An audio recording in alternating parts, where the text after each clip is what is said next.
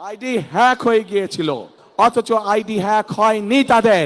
তারেক রহমান বলেছেন, জামাতে ইসলামের আমিরের এক্স অ্যাকাউন্ট হ্যাক হয়নি। আজ খুলনায় এক বক্তব্যে তিনি কথা বলেন। তারেক রহমানের দাবি, সংশ্লিষ্ট অ্যাকাউন্টটি হ্যাক হওয়ার যে কথা বলা হচ্ছে তার পক্ষে দৃশ্যমান বা গ্রহণযোগ্য কোনো প্রমাণ পাওয়া যায়নি। তিনি বলেন, রাজনৈতিক নেতাদের বক্তব্যের দায় স্বীকার করা উচিত এবং বিতর্কিত কোনো বক্তব্যের পর সেটিকে হ্যাকিংয়ের অজুহাতে চাপা দেওয়ার চেষ্টা জনগণকে বিভ্রান্ত করে। তারেক রহমান আরও বলেন, প্রযুক্তিগত দিক থেকে কোনো অ্যাকাউন্ট হ্যাক হয়েছে কিনা তা যাচাই করার নির্দিষ্ট পদ্ধতি রয়েছে, কিন্তু এখনও পর্যন্ত যে তথ্য সামনে এসেছে তাতে এটিকে নিশ্চিতভাবে হ্যাকিং বলা যায় না। তার বক্তব্যের মাধ্যমে তিনি জামাতে ইসলামীর দাবির বিরোধিতা করেন। অন্যদিকে এর আগের দিন জামাতে ইসলামীর পক্ষ থেকে জানানো হয় যে তাদের আমির ডাক্তার শফিকুর রহমানের এক্স অ্যাকাউন্ট হ্যাক করা হয়েছিল।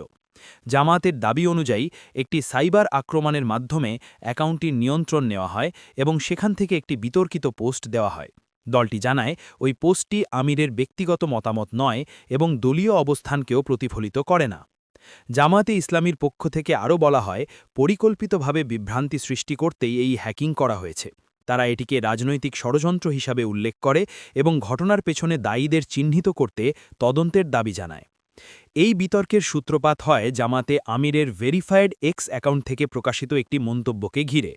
পোস্টটিতে নারীদের ভূমিকা ও নেতৃত্ব নিয়ে বক্তব্য ছিল, যা প্রকাশের পর সামাজিক যোগাযোগ মাধ্যমে ব্যাপক প্রতিক্রিয়ার সৃষ্টি হয়। বিভিন্ন মহল থেকে ওই বক্তব্যের তীব্র সমালোচনা করা হয়। সমালোচনার মুখেই জামাত জানায় অ্যাকাউন্টটি হ্যাক হয়েছিল। ঘটনার পর জামাতে ইসলামীর পক্ষ থেকে আইন শৃঙ্খলা বাহিনীর কাছে অভিযোগ জানানো হয়েছে বলে দলটি দাবি করেছে।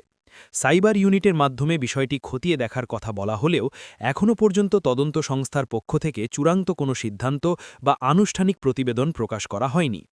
আজ আমরা দেখেছি একটি রাজনৈতিক দলের নেতা পরিষ্কারভাবে নারীদেরকে কিভাবে অসম্মানিত করেছে। এদিকে তারেক রহমানের বক্তব্যের পর রাজনৈতিক অঙ্গনে নতুন করে আলোচনা শুরু হয়েছে।